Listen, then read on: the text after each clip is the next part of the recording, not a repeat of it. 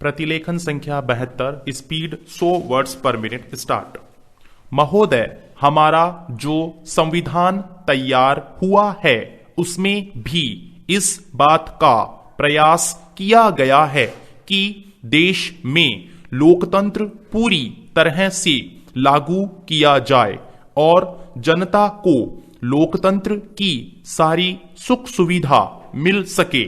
सबसे पहले मैं आपको इस बात के लिए धन्यवाद देना चाहता हूं कि आपने मुझे इस सम्मेलन में कुछ कहने का अवसर दिया है। आपके सामने जो विषय आएंगे वे इतने महत्व के हैं कि प्रत्येक हिंदुस्तानी, चाहे वह किसी भी काम में लगा हो, उन पर कुछ न कुछ ध्यान अवश्य देता होगा। पैरा, यह एक मानी हुई बात है कि बच्चा जैसा तैयार किया जाता है वह बड़ा होने पर वैसा ही निकलता है। शिक्षा का काम यही है कि उसको अच्छी तरह से सुलझे तरीके पर तैयार करें और उसको इस योग्य बनाएं कि उसे जिस किसी भी काम में लगाया जाए वह उस काम को कुशलता और सफलता के साथ पूरा कर सके।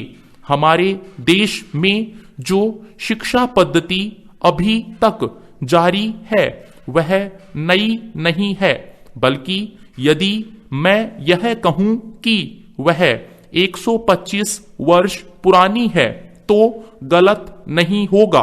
125 वर्ष पहले जिस उद्देश्य को सामने रखकर यह शिक्षा पद्धति जारी की गई थी वह उद्देश्य अब नहीं रहा, पर शिक्षा पद्धति अब तक लगभग वही है। मैं मानता हूं कि इस बात का प्रयत्न किया जा रहा है कि उसमें परिवर्तन किया जाए जिससे हमें अपनी आवश्यकताओं की पूर्ति में सहायता मिल सके। जहां तक मुझे मालूम है इस काम में अभी तक हम सफल नहीं हुए हैं।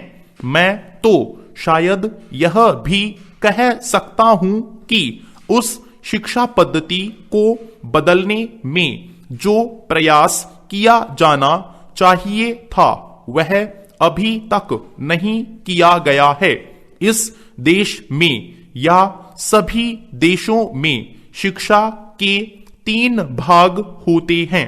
एक तो वह जिसमें छोटे छोटे बच्चों को शिक्षा दी जाती है, दूसरा वह जिसमें युवावस्था के पहले बड़े होने तक, और तीसरा वह जिसमें युवावस्था के विद्यार्थियों को शिक्षा दी जाती है। इन तीनों भागों की शिक्षा पद्धतियां अलग अलग हैं, परंतु वे एक दूसरे से मिलती जुलती होती हैं और एक से दूसरे में जाने में कोई कठिनाई नहीं होनी चाहिए।